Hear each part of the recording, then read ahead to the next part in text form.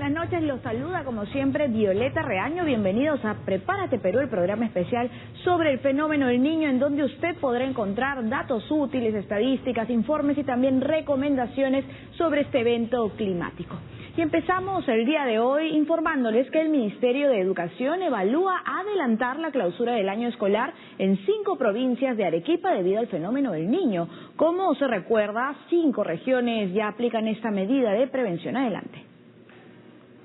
El Ministerio de Educación definió que las clases culminarán el 28 de noviembre en 5 regiones del país ante la proximidad del fenómeno del niño. El titular del sector, Jaime Saavedra, informó que evalúa incorporar otras 5 provincias de Arequipa en el mapa de riesgo. Ya se ha decidido, en el caso de Piura, de Lambayeque, de Cajamarca, de Tumbes. Ayer estuve en Arequipa, posiblemente en Arequipa vaya a ser en cinco provincias altas de la región, en las cuales se tome esa decisión, y estamos monitoreando las otras regiones declaradas en emergencia para ver si es necesario hacer un cambio en el calendario escolar. Dijo que coordinan con las autoridades regionales de educación para recuperar los días de diciembre que no se van a trabajar. Este es el caso de Piura, donde ya empezaron las clases los sábados. También informó que harán intervenciones a colegios que presenten daños estructurales y se asignarán recursos a los directores. Nosotros ya estamos destinando 240 millones de soles que están siendo distribuidos a partir de la próxima semana a todos los directores de las escuelas en las 14 regiones afectadas. Aparte de eso, se están adquiriendo más aulas prefabricadas, se van a adquirir aproximadamente unas 2.000 que se estarían distribuyendo entre el final de año y durante el verano. El ministro de Educación declaró en la institución educativa Teresa González de Fanning, donde la SUNAT realizó la convocatoria al 9º sorteo escolar de comprobantes de pago que se realizará el 15 de octubre. Esta actividad busca fomentar la cultura tributaria en la población escolar. Y oficiales reservistas de nuestras Fuerzas Armadas ya se encuentran listos para colaborar en las acciones que se requieran para enfrentar el fenómeno del niño. Los oficiales reservistas de nuestras Fuerzas Armadas deben permanecer alertas a un llamado para acudir ante los daños que pudiera causar el fenómeno del niño. Así lo dio a conocer el comandante general del Ejército, Carlos Vergara. Efectivamente, en la ley indican que puede haber llamamientos ordinarios y llamamientos extraordinarios. Este sería el caso de un llamamiento extraordinario, en el cual ante un evento del niño los profesionales con sus distintas capacidades y profesiones pueden venir a reforzar las capacidades del Ejército y ayudarnos en las labores de planeamiento y enfrentamiento de una crisis de un fenómeno natural como el caso del niño. Por su parte, los oficiales reservistas se mostraron dispuestos a colaborar con las tareas que les pudieran encomendar ante un eventual desastre. Estamos muy capacitados, hemos hecho un curso bastante fuerte y yo, póngase, soy de ingeniería, entonces tendría que ir en adelanto porque ingeniería es el primero en entrar y el último en salir y sería un trabajo bastante duro, pero cuando uno viste el uniforme y quiere a su patria, nada es duro. Exactamente, una de las funciones que tenemos es en caso de desastre natural, y esa ha sido nuestra preparación. Justamente, nosotros somos oficiales, digamos, de Estado Mayor, de asesoramiento y de gestión en las labores del Ejército. Con lo cual, según nuestra especialidad, en mi caso comunicaciones, como comprenderás, evidentemente tenemos mucho que poder apoyar y brindar en todo ello.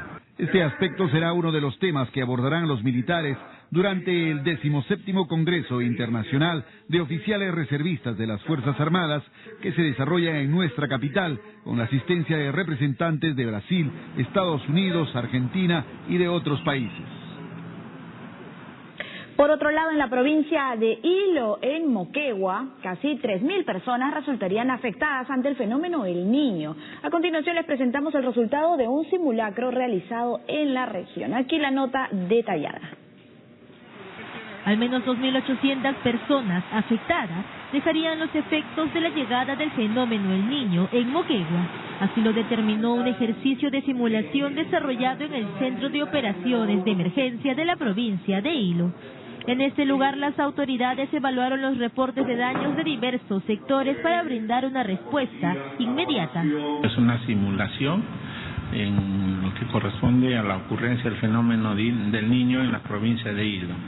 Alrededor, sumando, son 2.800 personas que estarían expuestas en lo que corresponde a la ocurrencia de un fenómeno del niño en el distrito de Hilo y también Pacocha y el Algarrobal. Se determinó que ante el incremento del caudal del río Osmore, cerca de 400 hectáreas de cultivo quedarían afectadas, así como algunos asentamientos humanos ubicados cerca al cauce. El ejercicio de simulación culminó con la elaboración de un informe final dirigido al gobierno regional de Moquegua con la magnitud de los daños. En otros temas, el Ejecutivo dispuso que los gobiernos regionales y locales sean los responsables en la gestión de riesgos y desastres dentro de sus respectivas competencias, según precisó una norma publicada en el Diario Oficial El Peruano.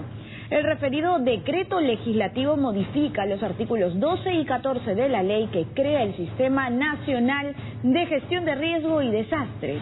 La legislación establece que estas autoridades deberán formular y aprobar normas, organizar, supervisar y también ejecutar los procesos de la gestión de riesgos. Además, recalcó que las prerrogativas de los funcionarios que integren el grupo de trabajo no son delegables.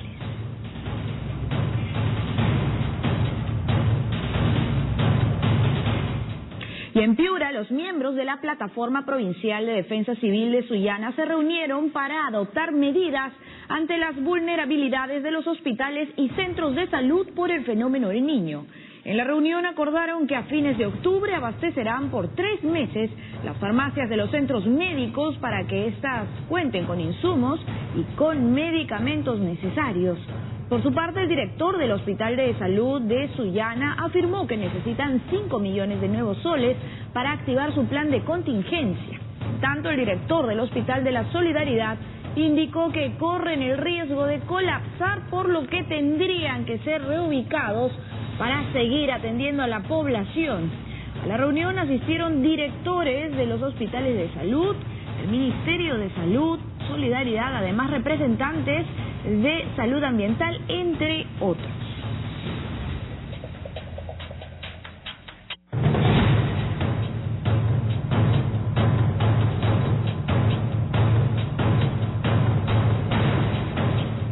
Por otro lado, en Lambayeque, los pobladores están preocupados por el alza del precio del arroz ante el fenómeno del Niño.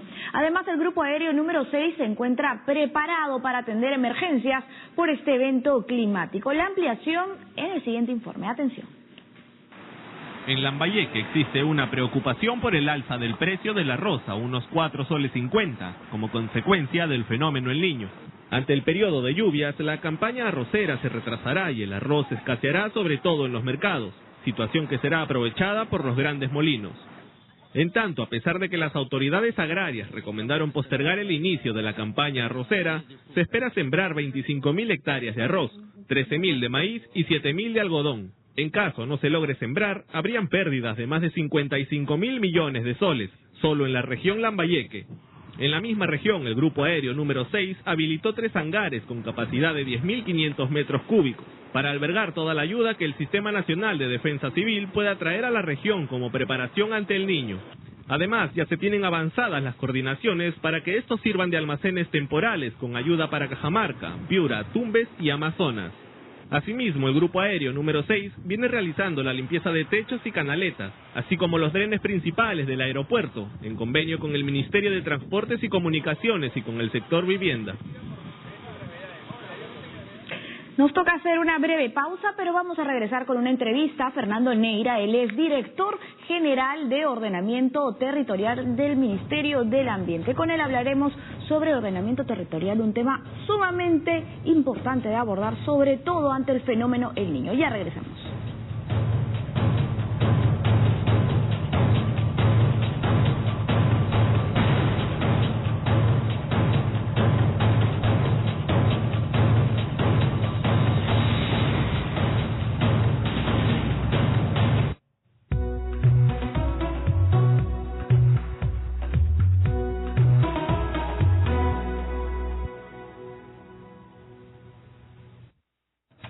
Este domingo a las 8 de la noche recordaremos en Casa Tomada la entrevista con Humberto Martínez Morosini. Tuvieron una gran pegada, aquí no pasa nada, por ejemplo. Claro, aquí esa no fue pasa una nada. frase que hasta familiar se ha hecho. El doctor Bedoya Reyes un día en el Congreso de la República, refiriéndose a un tema que se discutía en ese momento, dijo, como diría Martínez Morosini, aquí no pasa nada.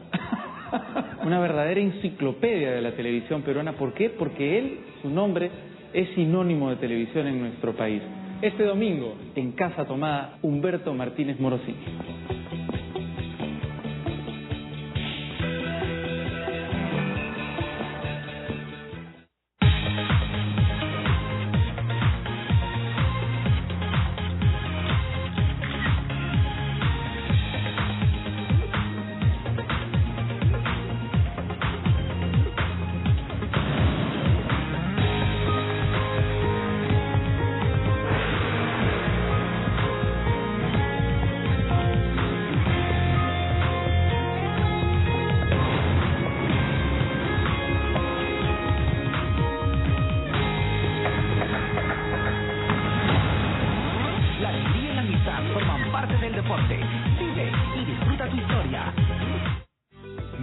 A la ciudad del lago para mostrarte su otra cara.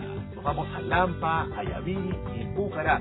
Recorreremos el Cañón del Diablo y su bosque de piedras, el Cañón de Tinajani. Conoceremos Laguna Colorada y su bella fauna. Visitaremos Pucará, famosa por sus célebres toritos. Y haremos kayak en el lago Titicaca. Recorriendo la cordillera. Reportaje al Perú. Este domingo a las 6 de la tarde por TV Perú. Mucho más que ver.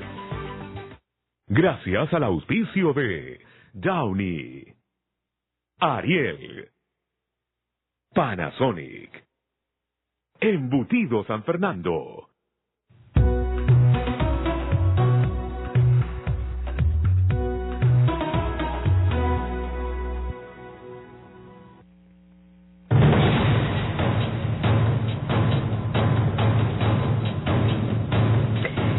Estamos de regreso con Prepárate Perú, el programa especial sobre el fenómeno El Niño. Ya se encuentra en nuestro set Fernando Neira, él es director general de Ordenamiento Territorial del Ministerio del Ambiente. Muy buenas noches. Buenas noches, Violeta.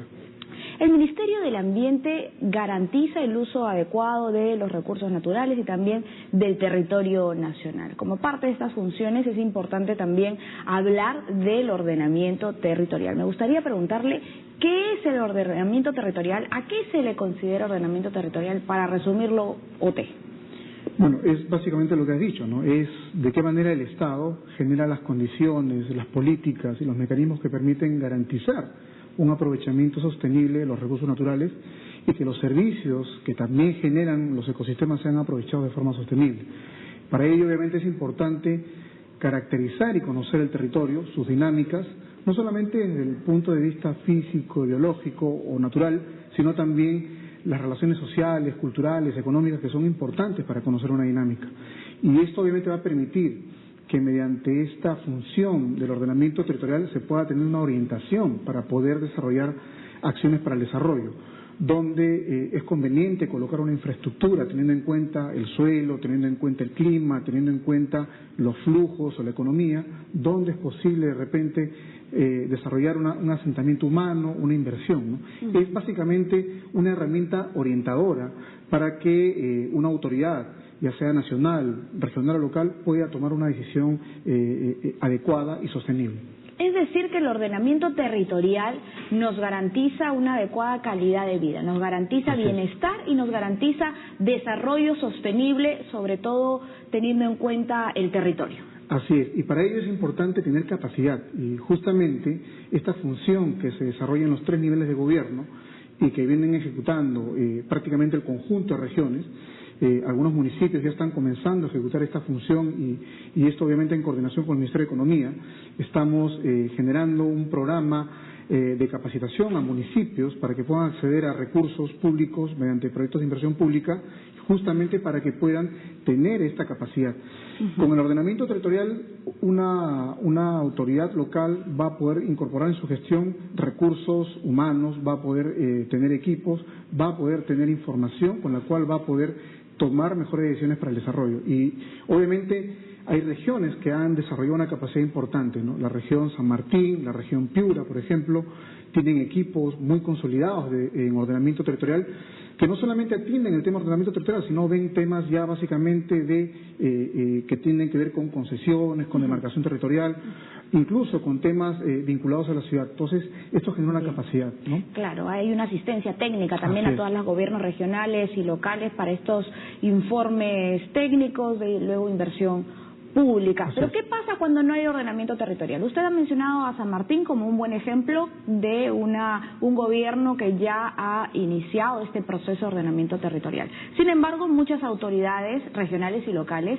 están, digamos, en el punto de partida, no han caminado, no han avanzado absolutamente nada. ¿De qué manera perjudica esta falta de ordenamiento territorial al país? Y teniendo en cuenta el tema de prevención de riesgos ante desastres, como lo pueden ser los sismos o las intensas lluvias y luego lo que puede suceder ante la consolidación del fenómeno del Niño. Cuando no se tiene un adecuado ordenamiento territorial, lo que sucede básicamente es tener actividades que no son sostenibles.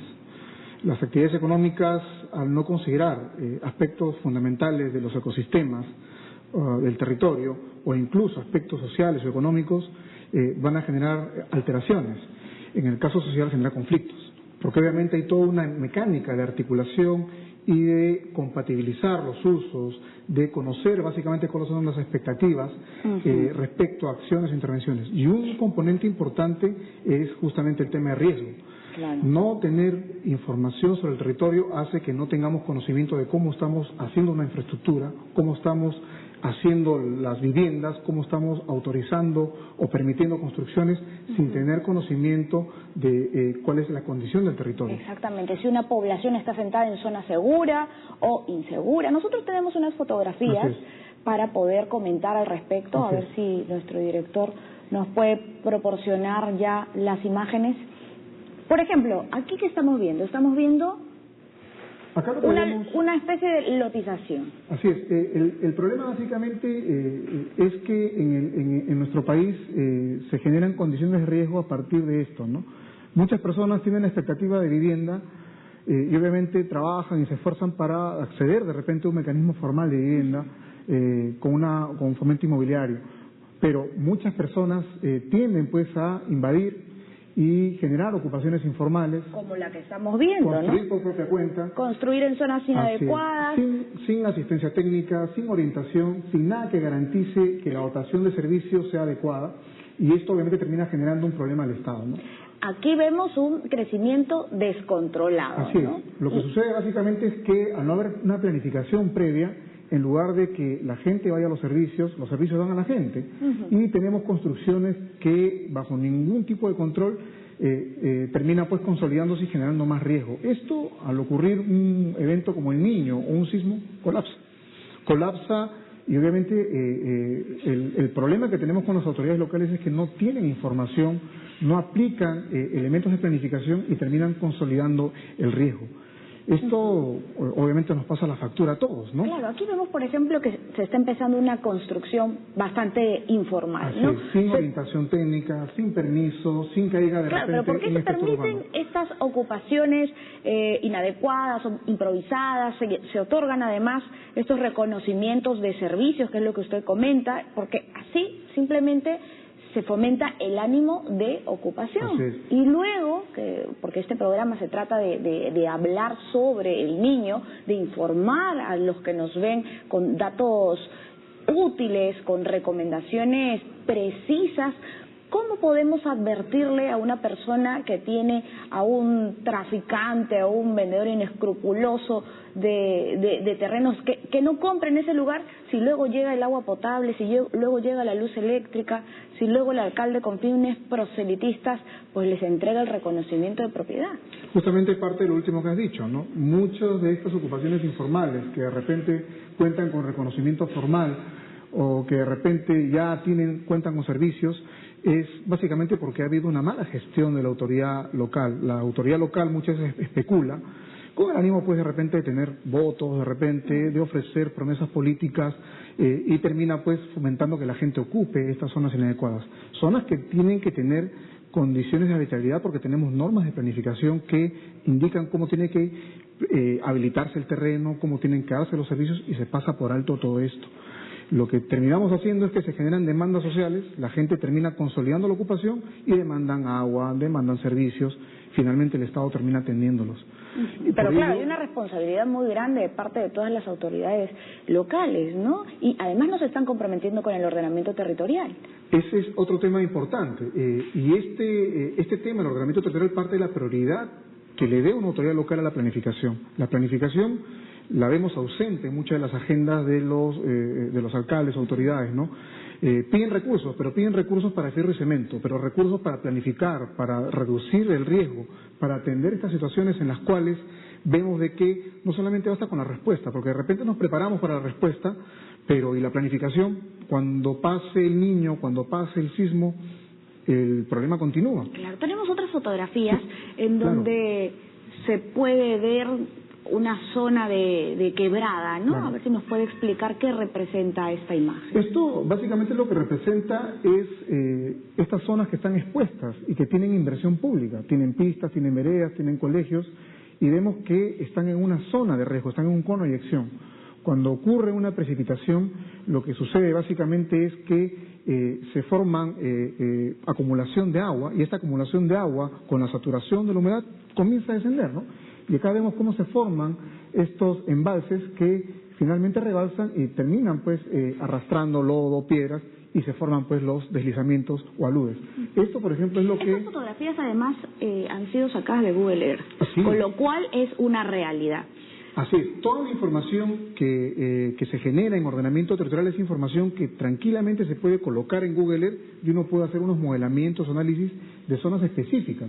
Acá, por ejemplo, vemos una zona que fue afectada en Cusco el año 2010, durante el niño que ocurrió en esa época que fue débil, donde vimos cómo se afecta pues estas zonas y terminan pues generando deslizamientos e inundaciones. Esta es la zona de Chosica, donde permanente y recurrentemente vemos estos problemas. Entonces, vemos que hay un problema en la planificación que obviamente las autoridades deben tomar como prioridad para evitar pues generar ánimo de permanencia e inversión expuesta, ¿no? Porque al final perdemos infraestructura económica, perdemos bienes, pero también se pierden vidas humanas, ¿no? Esperemos que el niño que viene no genere los estragos que se están anunciando, pero obviamente tenemos una situación en la cual la población debe estar consciente que hay un riesgo. La gente es consciente que está en riesgo, la gente conoce su territorio y obviamente el eludir estos criterios de planificación básicos y elementales que le hubieran permitido de repente vivir de una mejor manera, van a pasar la factura. En este caso creo que la recomendación valdría para todas las autoridades regionales y locales en cuanto a el proceso de ordenamiento territorial. ¿Qué recomendación daría usted? La recomendación que doy a las autoridades es que deben comenzar a priorizar los instrumentos de planificación.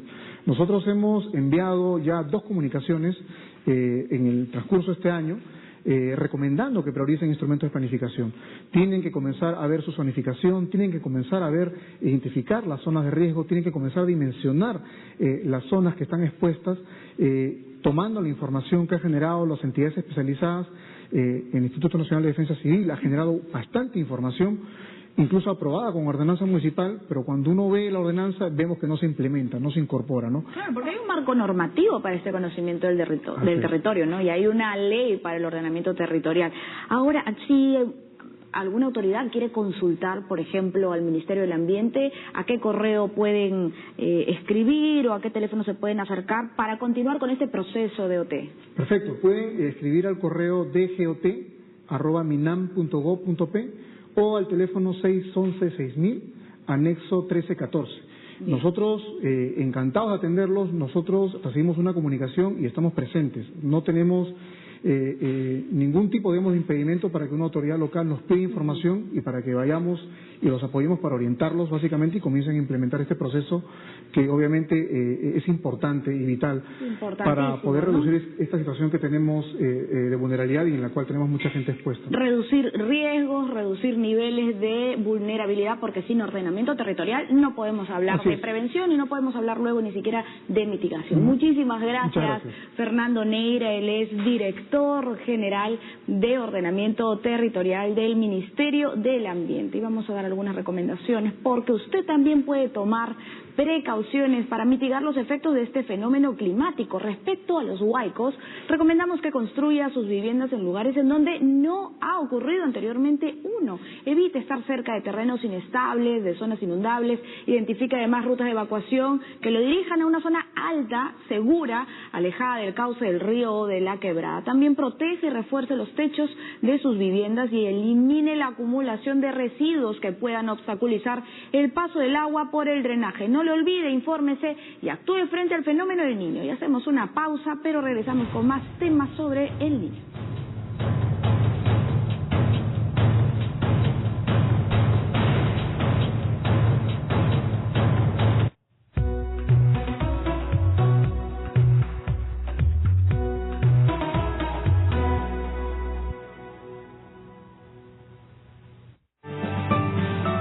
Nuestro país nuevamente ante los ojos del mundo.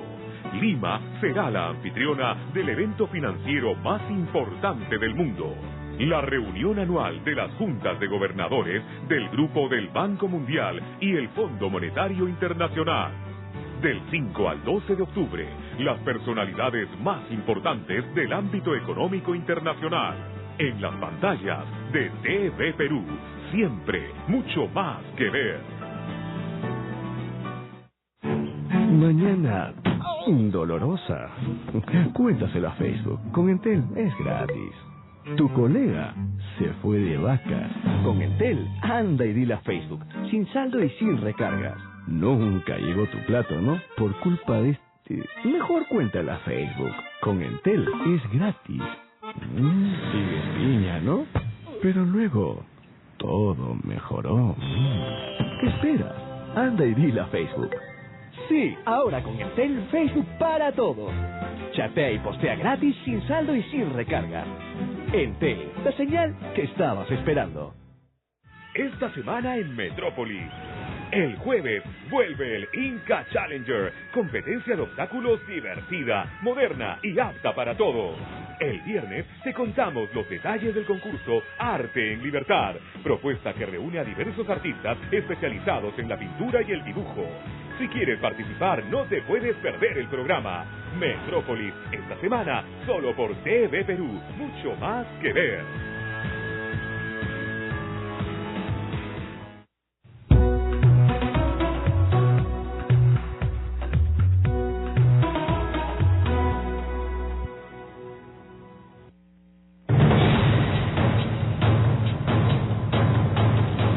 Y ya estamos de vuelta con Prepárate Perú y continúan los trabajos de prevención frente al fenómeno del niño. En Huancayo, miembros del ejército brindan apoyo a las zonas de alto riesgo y en Piura realizan la limpieza del dren en Catacaos para mitigar los efectos de las lluvias. Más información en este bloque regional. Se sumaron a las labores para prevenir los posibles efectos del fenómeno el niño en Huancayo. Miembros del ejército peruano desarrollan trabajos conjuntos con la municipalidad de la zona. La tarea que iniciaron comprende básicamente la habilitación de cunetas en el sector de la cooperativa Santa Isabel, zona considerada de alto riesgo en la temporada de lluvias. Un contingente de soldados provistos de herramientas como lampas y picos desarrollan faenas mientras que los vecinos de cada sector colaboran con la alimentación de los miembros del ejército.